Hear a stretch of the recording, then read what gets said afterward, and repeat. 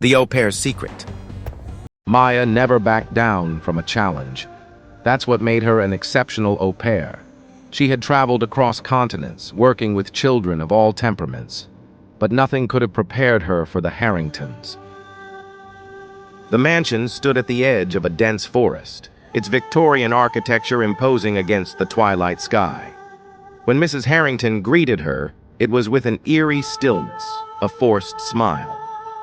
"You'll find the job quite different," she said, her gaze unreadable.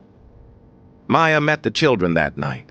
Henry and Lillian, twins, eerily quiet for 6-year-olds. Their wide, unblinking eyes followed her every movement. "You're not like the others," Henry whispered as she tucked them in. That first night, Maya woke to the sound of footsteps outside her door. When she opened it, the hallway was empty, save for a single porcelain doll sitting at the foot of her door. Its glass eyes reflected the dim light, and Maya swore its lips had curled into a smirk. By the third day, the house's oddities had become impossible to ignore. Objects moved when no one was around.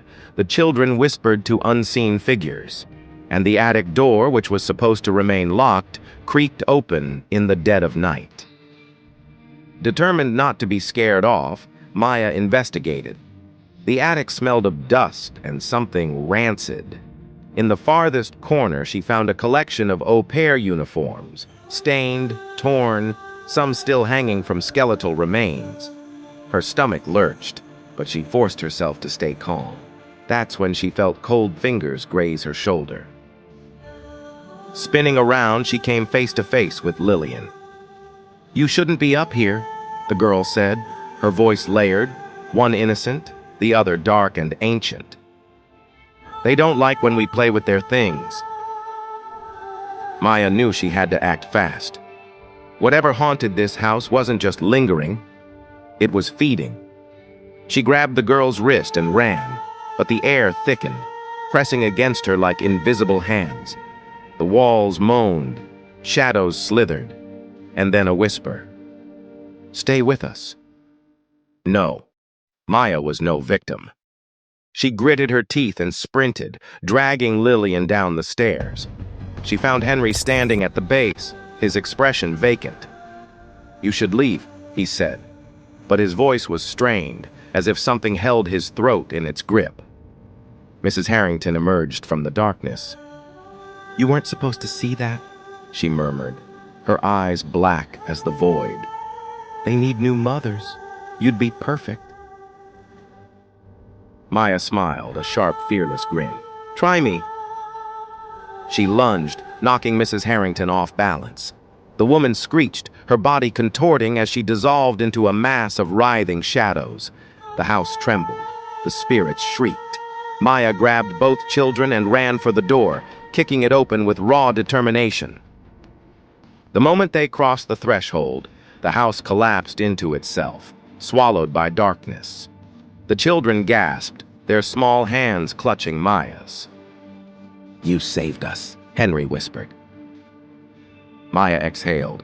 "No, I just refuse to be the next victim." She walked them away from the ruins, never looking back. But the nightmare wasn't over. Over the next few nights, the children grew restless. Their once bright eyes dulled. Shadows lingered beneath their beds, voices whispering in the night. Maya stayed up, watching over them, but exhaustion gnawed at her resolve. Then, one evening, Henry screamed. Maya burst into the room to find the boy levitating above his bed, his mouth stretched wide in a silent wail. Lillian stood in the corner, her tiny hands gripping the edges of her dress, her lips trembling. "They never really let us go," she whispered. Maya grabbed Henry, pulling him down, but his body was cold, weightless. The darkness inside him seeped into her fingers, wrapping around her wrists like tendrils.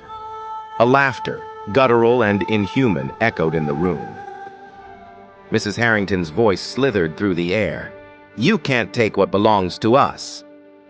Maya held on tighter, determination flaring in her chest. "They are not yours," But the children's bodies convulsed, their eyes rolling back.